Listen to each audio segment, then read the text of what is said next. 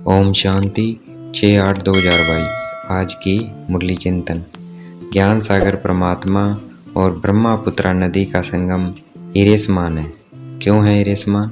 क्योंकि ज्ञान सागर बाप ब्रह्मा तन में प्रवेश करके हमें ज्ञान से पावन बनाते हैं। इसलिए है हीरे जैसा। हम कोड़ी से हीरे जैसे बन जाते हैं।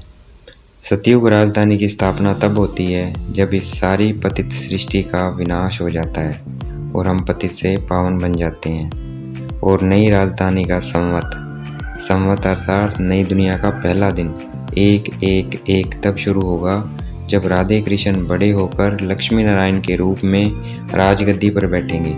तब संवत शुरू होता है, अर्थात नया दिन शुरू होता है। तब तक आत्माएं आती जाती रहेंगी। कहाँ से आती जाती रहेंगी?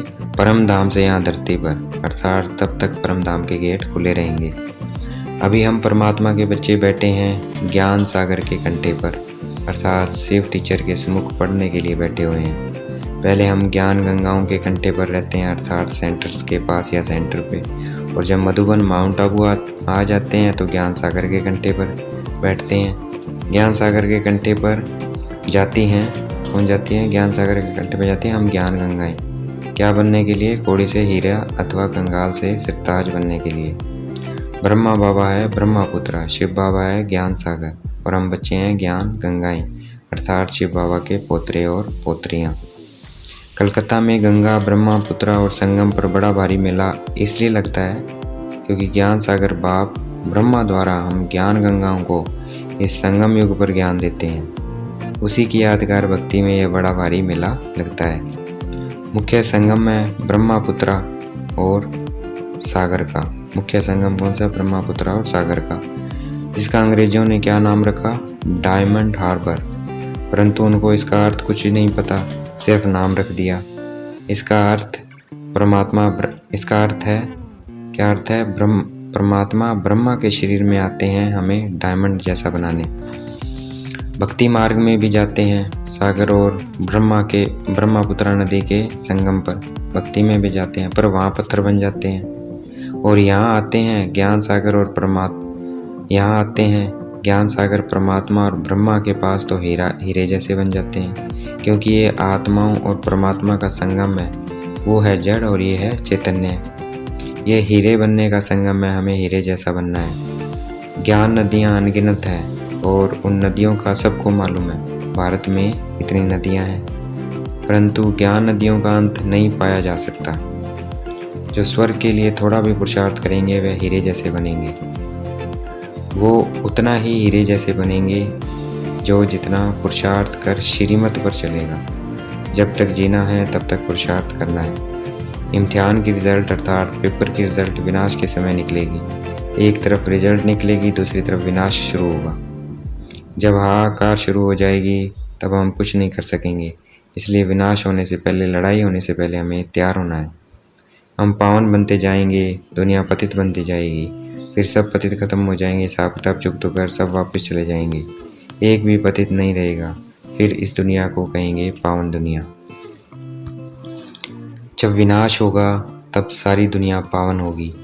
उस दुनिया को फिर नई दुनिया कहेंगे। वह कुंभ का मेला वर्ष वर्ष लगाते हैं। ये ज्ञान नदियों और ज्ञान सागर का मेला सिर्फ इस संगम युग पर एक ही बार लगता है। शिव बाबा हमें कल्प में एक ही बार लगता है। शिव बाबा हमें बड़ी ज्ञान नदी और इन ज्ञान नदियों द्वारा सतयुग स्वर्ग का 21 जन्मों का वर्षा दिए हैं। शिव बाबा हमें बड़ी ज्ञान नदी कौन? ब्रह्मा बाबा। और इन ज्ञान नदियों द्वारा मतलब हम बच्चे जो ज्ञान आगे दूसरों को ज्ञान सुना रहे हैं, द्वारा सतयुग स्वर्ग का 21 जन्मों का वर्षा दे रहे हैं। किसको? मनुष्य को, अर्थात हमें हीरे जैसा बना रहे हैं। उसे मेले में भी देखो लोग कितना खुशी से जाते हैं, मनसा वाचा कर्मणा पवित्र रहते हैं।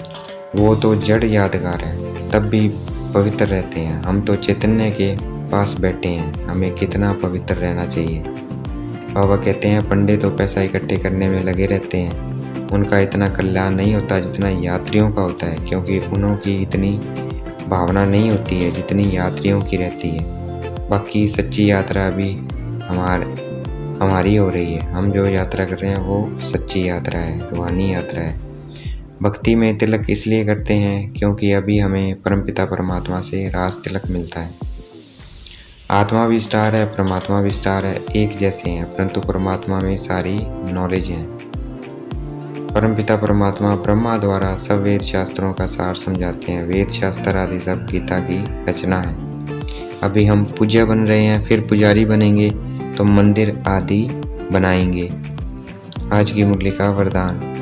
श्रेष्ठ और शुभ वृत्ति द्वारा वाणी और कर्म को श्रेष्ठ बनाने वाले विश्व परिवर्तक भाव। श्रेष्ठ और शुभ वृत्ति मतलब भावना द्वारा वाणी और कर्म को श्रेष्ठ बनाने वाले विश्व परिवर्तक भाव मतलब विश्व को चेंज करने वाले। आज की मुरली का स्लोगन। विधेयी व शरीरी बनने का अभ्यास करो तो किसी के भी मन के भाव को जान लेंगे। अगर हम विधेयी मतलब देह से अलग होने का अभ्यास करेंगे और अशरीरी होने का अभ्यास करेंगे तो हम किसी के भी मन के भाव को जान लेंगे। अच्छा, ओम शांति। शुक्रिया मीठे बाबा, शुक्रिया।